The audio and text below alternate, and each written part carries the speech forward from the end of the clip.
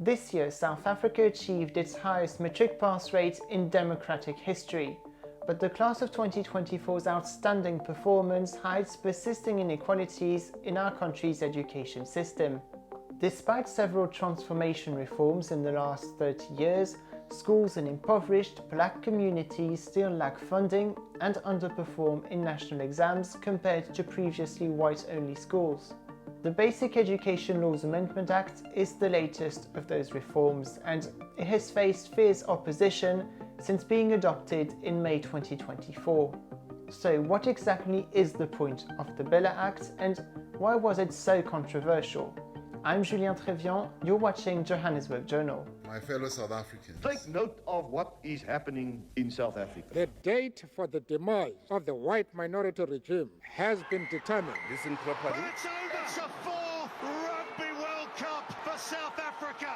With what we have gone through, we can't allow this, Madam Speaker. Well, let me tell you something. The ANC is falling even further into the ground. You are not showing the comrades a way to eat. Shut up! Shut up! I want to hear a pin drop. Siviwe Gwahube, an absent minister at the signing ceremony. That was in September at the Union Buildings, and nothing better illustrates the political divide surrounding the Basic Education Laws Amendment Act than this photo. The bill was adopted in May 2024, just weeks before the elections. It has since become the Government of National Unity's first major challenge. We're talking about a series of amendments to the existing South African Schools Act of 1996 and to a lesser extent the Employment of Educators Act of 1998. Key changes include a new compulsory starting level in grade R, tougher penalties for parents should they not send their children to school, greater regulation of homeschooling, and a detailed list of what qualifies as corporal punishment so that the ban on such practices can be better enforced. The Act is an important part of ongoing efforts to build an education system that is more effective and more equitable in line with the precepts of our Constitution and ensure that all children have equal access to education, President Ramaphosa explained. An opinion shared by the Economic Freedom Fighters and Inkatha Freedom Party who voted in favour of the bill, and the South African Democratic Teachers Union. Let's now look at the law's infamous clauses 4 and 5.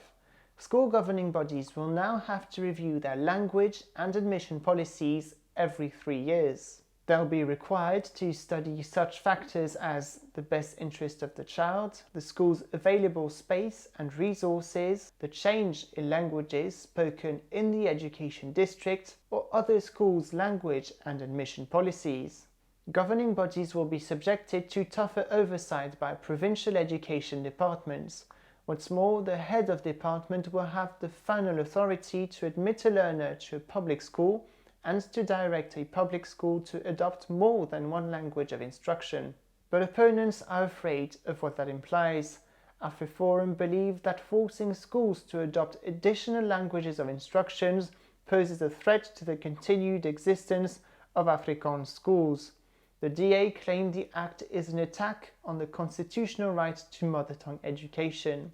The ANC's GNU partner have asked that Parliament be allowed to fix what is currently wrong with the bill so that millions of learners across the country could access and receive quality education for a better South Africa. At the signing ceremony in September, President Ramaphosa only agreed to a temporary suspension of the 2 controversial clauses in the spirit of cooperation and meaningful governance.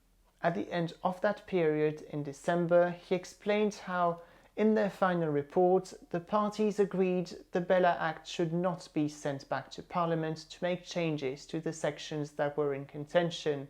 Now, that 3-month period was hardly a bed of roses. There was growing pressure from the ANC and SADTU to axe Gwahube after her unsanctioned deal with Solidarity to stop the implementation of clauses 4 and 5. But all in all, the BELA Act, one of the Government of National Unity's most contentious issues, did not break the alliance. Member parties have shown open-mindedness and proved that they could be flexible. Well, that was before the expropriation bill came about, but that's a story for another time. This takes us to the end of this explainer. Thank you for watching.